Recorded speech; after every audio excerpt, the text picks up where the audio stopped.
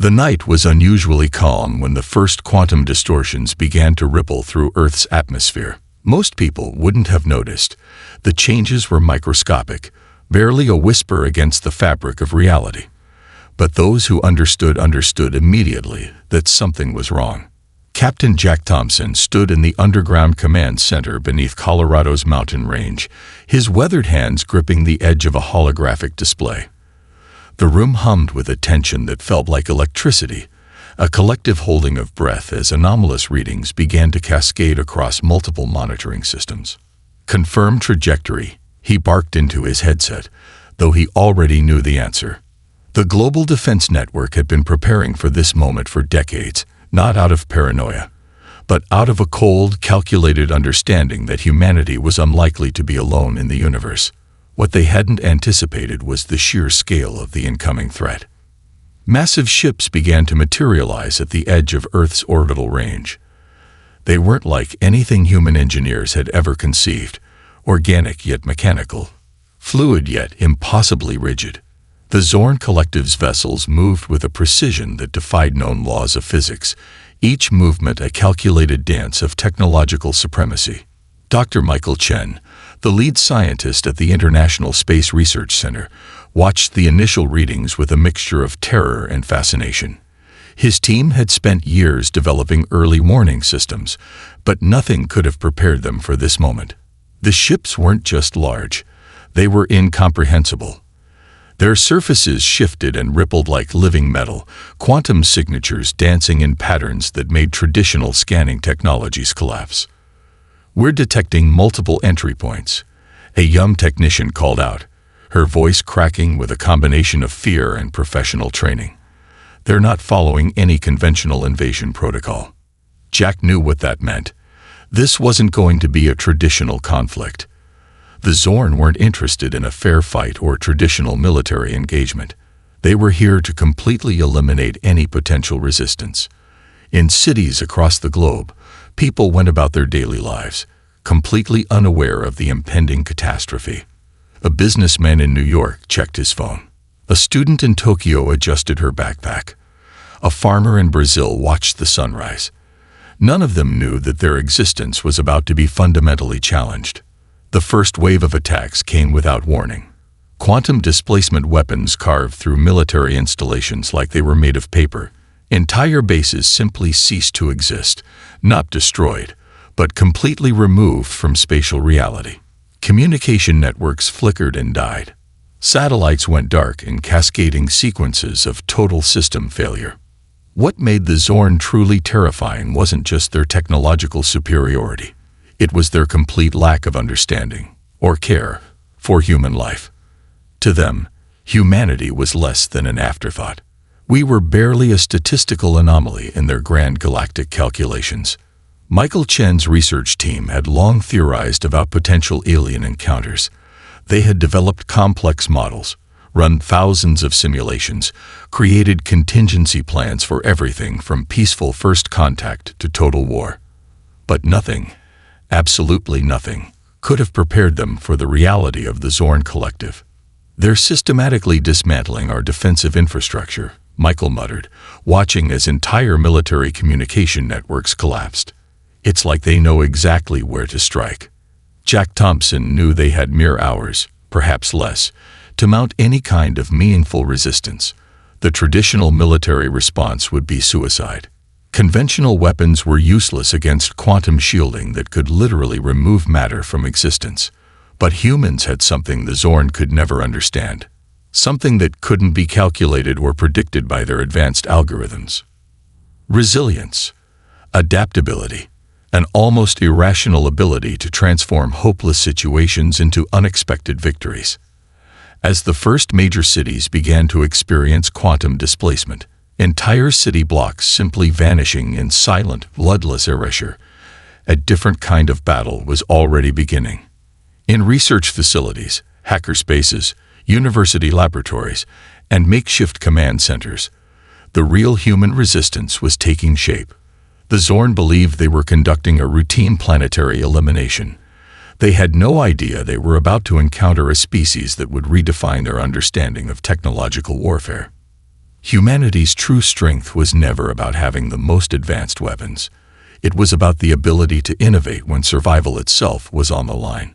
And survival was exactly what they were about to fight for. The world fell apart in increments, not with the dramatic explosions of old science fiction movies, but with a terrifying clinical precision that defied human comprehension. In Washington, D.C., the first quantum displacement wave struck the Pentagon at precisely 3:47 hours. One moment, the massive military complex stood as a symbol of American defensive might. The next, it simply ceased to exist, not destroyed, but completely erased from spatial reality.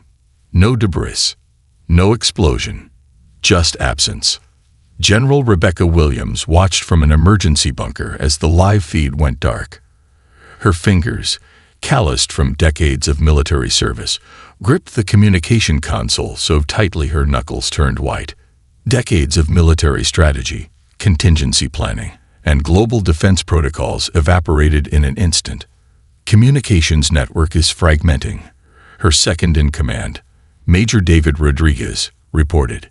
His voice carried a tremor that he couldn't quite suppress. We're losing ground stations across multiple continents. The Zorn's attack wasn't just a military invasion. It was a systematic dismantling of human infrastructure that bordered on surgical precision. Military bases, communication towers, satellite networks, all disappeared without a moment's warning. In Silicon Valley, a hastily assembled team of researchers and engineers worked frantically. Led by Dr. Emily Rodriguez, no relation to the military major, they represented humanity's best hope. Young programmers worked alongside seasoned quantum physicists, their fingers flying across holographic interfaces, searching for any vulnerability in the alien technology. It's like they're reading our systems before we can even think of a response, muttered Jack Chen, a cybersecurity expert who had been pulled from a top-secret government research program. His eyes were bloodshot, having not slept in nearly 48 hours. The global response was chaos. Traditional military communications had been almost completely compromised. Governments found themselves cut off, unable to coordinate any meaningful defense. Military units around the world were effectively blind, deaf, and increasingly isolated. In Tokyo, entire city blocks began to shimmer and distort. People walking down busy streets suddenly found themselves surrounded by quantum interference fields, areas where reality itself seemed to become malleable. Some disappeared. Others found themselves transformed, their molecular structures subtly altered in ways that defied medical understanding. We're not just being invaded, Emily Rodriguez told her team, pointing to a complex holographic representation of the quantum displacement events. We're being systematically analyzed and processed. The military's initial counterattack was laughably ineffective. Supersonic fighter jets launched from hidden bases around the world approached the alien vessels, only to find their systems completely neutralized mid-flight. Missiles transformed into inert matter. Weapon systems became useless collections of metal and circuitry. The Zorn weren't just defeating humanity's military. They were demonstrating the absolute futility of resistance. Deep beneath the Rocky Mountains, in a facility that had been preparing for just such a scenario for decades, Captain Jack Thompson coordinated the last vestiges of human resistance. Their primary mission was no longer defense, it was survival. We need to understand their technology, he told a room of the world's most brilliant scientists and engineers. Not fight it. Understand it. Dr. Michael Chen stepped forward, his hands trembling slightly. He had spent his entire career studying theoretical quantum mechanics, never believing he would face a real-world application of such extreme technological superiority.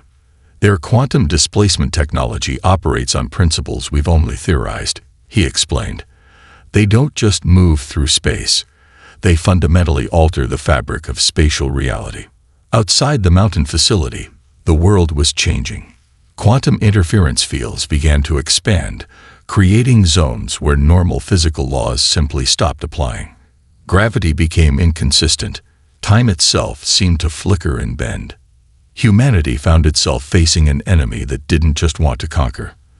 They wanted to completely reshape existence according to their incomprehensible design. But beneath the terror, something else was brewing. A spark of human innovation that the Zorn could never have anticipated. In research labs, makeshift command centers, and hidden facilities around the globe, the most adaptable species in the known universe was beginning to fight back. Not with brute force, not with traditional weapons, but with something far more dangerous: human creativity. The research facility looked like nothing special from the outside. A nondescript building nestled in the mountains of Colorado, its bland exterior a deliberate camouflage for the most critical scientific effort in human history. Inside, Dr. Emily Rodriguez stood before a holographic display that pulsed with impossibly complex data patterns. Her team had been working for 96 consecutive hours, surviving on caffeine, protein bars, and an almost manic determination that bordered on desperation. "Look," she said, her voice hoarse but electrified with excitement. "We've been approaching this all wrong." The room fell silent. Around her, a diverse team of scientists from every conceivable discipline watched intently. Quantum physicists stood shoulder to shoulder with computer engineers. Mathematicians compared notes with material scientists. The traditional boundaries of scientific disciplines had dissolved in the face of humanity's greatest challenge. Dr. Michael Chen adjusted his glasses, studying the holographic projection. Fragments of alien technology, recovered from quantum-displaced zones, floated in three-dimensional space, each piece a puzzle waiting to be solved. "The Zorn don't just use technology," Emily continued. "They integrate it. Their entire system is a living, breathing network that responds and adapts instantaneously." A young engineer named Marcus Wilson leaned forward. He had been tracking quantum resonance patterns for the past 48 hours, running computational models that pushed the limits of human computing power. "Their quantum shielding isn't just a defensive mechanism," Marcus explained. "It's a communication network. Every particle is simultaneously a weapon, a sensor, and a communication node." The implications were staggering. Traditional concepts of technology, discrete systems with clear boundaries, meant nothing to the Zorn. Their technological approach was more like a living organism, with each component capable of multiple functions simultaneously. Outside the facility, the world continued to change. Quantum interference fields expanded, creating zones where reality itself became unpredictable. Cities flickered in and out of existence. Communication networks collapsed and reformed in impossible patterns. Emily's breakthrough came from an unexpected direction. She had been studying the molecular structure of the recovered alien technology, looking not for ways to defeat it, but to understand its fundamental nature. "We can't fight their technology," she said, "but we might be able to communicate with it." The team exchanged glances. Communication implied understanding, and understanding was the first step toward adaptation. Marcus began running a series of complex algorithms. They were using every available computing resource on the planet: supercomputers, distributed networks, even repurposed consumer electronics, to analyze the alien technology. "Each quantum node operates on a resonance frequency," he explained. "But it's not a fixed frequency. It's adaptive, dynamic." Dr. Chen approached the holographic display, his fingers tracing the complex quantum patterns. "Like a living language," he muttered, "not just a communication method, a living system of information exchange." The breakthrough came at 2:17 a.m., when most of the world was either fighting for survival or had already been displaced. Marcus noticed a subtle pattern in the quantum resonance, a microscopic vulnerability that repeated across multiple recovered technology fragments. "It's a rhythm," he said, "not a weakness, a pattern." Emily's eyes widened. "A communication protocol," she corrected. "They're not just defending. They're constantly communicating." The team worked with a feverish intensity. If they could understand the communication protocol, they might be able to do more than just defend. They might be able to disrupt, to interfere, to fight back. Hours blended into each other. Computing systems around the world worked in concert, breaking down the alien communication protocols faster than the Zorn could adapt. For the first time since the invasion began, humanity wasn't just responding. They were taking the initiative. "We're not trying to break their technology," Emily told her team. "We're trying to understand it." And in that moment of understanding lay humanity's greatest weapon, the ability to adapt, to learn, to transform the impossible into the inevitable. The first successful counterattack began not with a weapon, but with a line of code. Deep within the Colorado Mountain facility, Emily Rodriguez watched as the quantum communication protocol they had painstakingly decoded began to work its way through the alien network. It wasn't an attack in the traditional sense. It was more like a virus of understanding, a precise sequence that would allow humans to speak the technological language of the Zorn. "We're in," Marcus Wilson announced, his voice a mixture of disbelief and triumph. Global networks that had been silent for days suddenly flickered to life. Computer systems around the world, military, civilian, scientific, began to synchronize in ways nobody had previously thought possible. It was as if humanity itself had become a single, massive, distributed computer. In Tokyo, a group of young hackers worked alongside government cybersecurity experts. In Silicon Valley, tech companies that had been competitors now shared every scrap of discovered information. In research facilities across Europe, scientists collaborated with an intensity that transcended national boundaries. The Zorn had made a critical miscalculation. They viewed humanity as a singular, predictable entity. What they didn't understand was the true nature of human adaptability, the ability to transform, to learn, to evolve at an unprecedented rate. General Rebecca Williams watched from her emergency command center as the first signs of technological rebellion began to emerge. Military communication networks that had been completely disabled were now coming back online, but not in any traditional sense. "It's like they're rebuilding themselves," she muttered to Major David Rodriguez. "But they're not just recovering. They're improving." Each moment of contact with the alien technology was a moment of learning. Human programmers and engineers were reverse engineering quantum communication protocols in real time. What would have taken decades of research was being accomplished in hours through a global, instantaneous collaboration. Dr. Michael Chen discovered something even more remarkable. The Zorn's technological network wasn't just a communication system.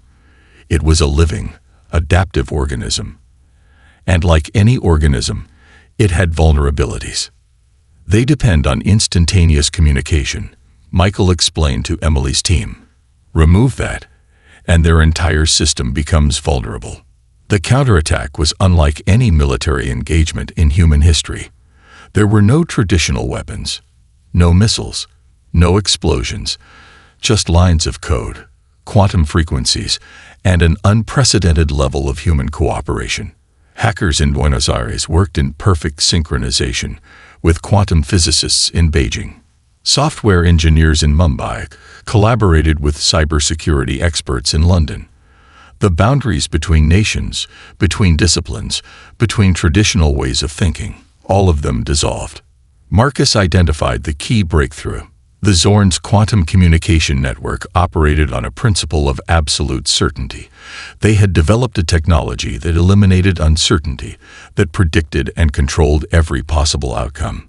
But humans thrived on uncertainty. They invented. They improvised. They found solutions in the spaces between what was known and what was possible. "We're not trying to fight their technology," Emily told her team. "We're teaching it something it can't comprehend. Unpredictability." Across the planet, alien ships began to experience system failures. Not catastrophic failures, but subtle disruptions. Communication nodes went silent. Quantum shields flickered. For the first time since the invasion began, the Zorn found themselves facing an enemy they couldn't calculate. General Williams watched as the first alien vessels began to lose synchronization. It wasn't destruction. It was something far more profound. They were losing understanding. The human technological rebellion wasn't about winning a war. It was about demonstrating a fundamental truth about intelligence, about adaptation, about the nature of survival itself. Humanity wasn't just fighting back. They were rewriting the rules of engagement. The next phase of human resistance wasn't fought with traditional weapons or even lines of code. It was a war of perception, of understanding, of fundamental cognitive disruption. Dr. Emily Rodriguez stood before a wall of complex holographic displays, her team surrounding her like generals planning a campaign that would determine the fate of humanity. They had discovered something far more powerful than a technological exploit. They had found a way to challenge the very foundation of the Zorn Collective's consciousness. Their entire communication network, Emily explained, her voice steady and intense, is based on absolute predictability. They eliminate uncertainty, but uncertainty is the core of human creativity. Dr. Michael Chen had been analyzing the psychological structure of the Zorn's collective intelligence for days. What they'd discovered was both terrifying and fascinating. The alien civilization operated as a single massive neural network. Each individual was less an independent entity and more like a single neuron in an incomprehensibly large brain. They don't just communicate, Michael said, pointing to a complex holographic model. They think as a single organism. Every piece of information is instantly shared, processed, and integrated. Marcus Wilson, the brilliant young engineer, had found the critical vulnerability. The Zorn's collective consciousness worked on a principle of absolute consensus. Any deviation, any unexpected input, would be immediately identified and neutralized. But humans were different. Humans thrived on disagreement, on individual perspective, on the ability to hold multiple contradictory ideas simultaneously. The psychological attack began subtly. Global networks, now partially recovered, started broadcasting carefully designed information sequences. These weren't traditional messages or propaganda. They were complex mathematical patterns, philosophical paradoxes, and cognitive challenges designed to create microscopic fractures in the Zorn's unified consciousness. In Beijing, a team of linguists and mathematicians created sequences that challenged the very concept of logical progression. In Sao Paulo, artists and computer scientists collaborated on visual patterns that defied standard perceptual processing. In Cairo, philosophers and quantum physicists developed conceptual frameworks that existed in multiple states of potential simultaneously. The Zorn's first response was clinical. They attempted to isolate and neutralize these information vectors. But each attempt only introduced more complexity, more uncertainty into their system. "We're not trying to defeat them," Emily told General Rebecca Williams during a secure briefing. "We're trying to make them question their own fundamental understanding of reality." The psychological warfare went beyond simple communication disruption. It was a targeted assault on the very concept of collective intelligence.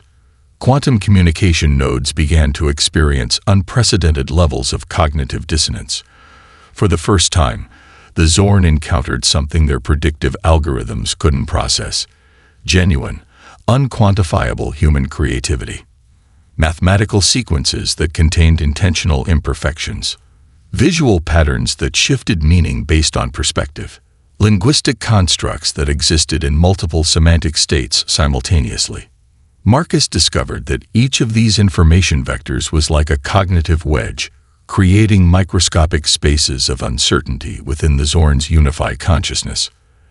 "They can't comprehend individual perspective," he explained. "To them, individual thought is a form of error to be corrected. But for us, it's our greatest strength." The attack wasn't about destruction. It was about introducing a fundamental concept that the Zorn had never encountered: the value of individual uncertainty. Across the planet, human creativity became a weapon more powerful than any traditional military technology. Artists, philosophers, mathematicians, and scientists became the frontline soldiers in a war of perception. The Zorn began to experience something unprecedented in their collective history: doubt. Not just computational uncertainty, but a profound existential questioning of their entire understanding of intelligence, of communication, of the very nature of consciousness itself. Carl Tuck, The lead Zorn strategist would later describe this moment as the most terrifying in their civilization's history, not because of technological defeat, but because of a fundamental challenge to their entire way of existing. Humanity wasn't just fighting back. They were redefining the very concept of intelligence. The moment of transformation began in a research facility that no longer resembled anything traditional. What had started as a scientific team had become something entirely new, a living, breathing engine of human innovation. Dr. Emily Rodriguez stood before a holographic display that pulsed with impossible complexity. Surrounding her were the remnants of humanity's best and brightest, scientists, engineers, artists, philosophers, all working in a state of collaborative frenzy that defied traditional understanding of human cooperation. "We're not just developing a technology," Emily said, her voice cutting through the ambient hum of quantum processors. "We're creating a new form of adaptive intelligence." The nano-adaptive technology they were developing was unlike anything in human history. Traditional concepts of machines, of software, of computational systems, all of these became meaningless in the face of what they were creating. Marcus Wilson had been awake for 72 hours straight, his fingers dancing across holographic interfaces. He had discovered something that would fundamentally change humanity's understanding of technology. The line between biological and technological systems was no longer a boundary. It was a fluid, adaptive membrane. "Watch," he said, bringing up a demonstration that defied traditional comprehension. The prototype system they had developed could instantaneously modify its own structure, its own purpose, its own fundamental operating principles. It wasn't just adaptive. It was alive in a way that challenged every previous understanding of artificial intelligence. General Rebecca Williams watched the demonstration with a mixture of terror and hope. The military strategist in her understood the potential, a defensive system that could respond to threats before they even manifested. The human part of her recognized something more profound. This was evolution in real time. Dr. Michael Chen explained the breakthrough to the assembled team. "The Zorn operate on a principle of absolute predictability," he said. "Their entire technological approach is based on eliminating uncertainty. We're doing the exact opposite. The nano-adaptive system they had created could change its fundamental structure instantaneously. It could become a communication network, a defensive shield, an offensive weapon, all within microseconds. More importantly, it could learn, adapt, and evolve faster than any previously conceived technological system." Across the planet, human ingenuity was reaching a critical mass. Research facilities that had been working in isolation now shared every scrap of discovered knowledge. The boundaries between disciplines, between nations, had completely dissolved. A quantum physicist in Mumbai would develop a breakthrough that would be integrated into a system being built by engineers in Sao Paulo within hours. A materials scientist in Berlin would create a microscopic structural innovation that would be adapted by a team in Tokyo almost instantaneously. The Zorn invasion fleet found itself facing an enemy that was no longer predictable, no longer confined by traditional understanding of technological development. "They see technology as a fixed system," Emily explained. "We see it as a living, breathing organism." The first test of the nano-adaptive system came unexpectedly. A Zorn quantum displacement field began to form near the research facility. Traditional defensive systems would have been instantly neutralized. Instead, the prototype system did something impossible. It didn't just defend. It began to communicate with the quantum displacement field. Not as an opponent, but as something alive, something that could adapt, learn, transform. Marcus watched in awe as the system began to deconstruct the alien technology, not through brute force, but through a form of technological communication that bordered on symbiosis. General Williams saw the first indications that humanity might actually survive. The Zorn ships began to experience system failures that defied traditional understanding. Communication nodes went silent. Quantum shields flickered and died. But it wasn't destruction. It was something far more profound. The human technological system was teaching the alien technology something it had never encountered: the value of uncertainty. The power of adaptation. The true nature of intelligence. Humanity wasn't just fighting back. They were rewriting the fundamental rules of existence. The diplomatic chamber was unlike any negotiation space in human history. A massive holographic projection filled the room, displaying the intricate quantum networks that now connected human and Zorn communication systems. Kraltuk, the lead Zorn strategist, stood motionless, a being that no longer understood its own existence. Dr. Emily Rodriguez approached the alien representative, her steps measured and precise. The room was filled with a mixture of military leaders, scientific experts, and diplomatic personnel, each understanding that this moment would redefine the relationship between species. "You came to eliminate us," Emily began, her voice cutting through the ambient quantum resonance that filled the space. "But you never understood what that meant." Kraltuk's form shimmered, part biological, part technological, a living representation of the Zorn Collective's integrated consciousness. For the first time in their civilization's history, the alien was experiencing something unprecedented: uncertainty. The nano-adaptive technology developed by human researchers had done more than just neutralize the Zorn invasion. It had fundamentally challenged the very concept of their collective intelligence. Dr. Michael Chen stepped forward, presenting a holographic representation of their breakthrough. "Your technological approach eliminates individual variation," he explained. "You see difference as a weakness to be corrected. We see it as our greatest strength." The room became a battlefield of perception. Each human present represented a different discipline, a different perspective, something the Zorn Collective could never comprehend. A quantum physicist stood beside an artist. A military strategist conversed with a philosopher. Their diversity was their weapon. General Rebecca Williams watched carefully. The military solution had transformed into something far more complex, a confrontation of fundamental understanding. Marcus Wilson brought up a series of computational models that demonstrated humanity's adaptive capabilities. Each model showed how human systems could instantaneously reconfigure, learn, and evolve in ways the Zorn's predictive algorithms could never anticipate. "You designed a technological system that eliminates uncertainty," Emily explained. "We've created a system that thrives on it." Kraltuk's form began to destabilize. The alien was experiencing something beyond technological defeat. This was a fundamental challenge to their entire understanding of intelligence, of existence itself. The confrontation wasn't about winning a war.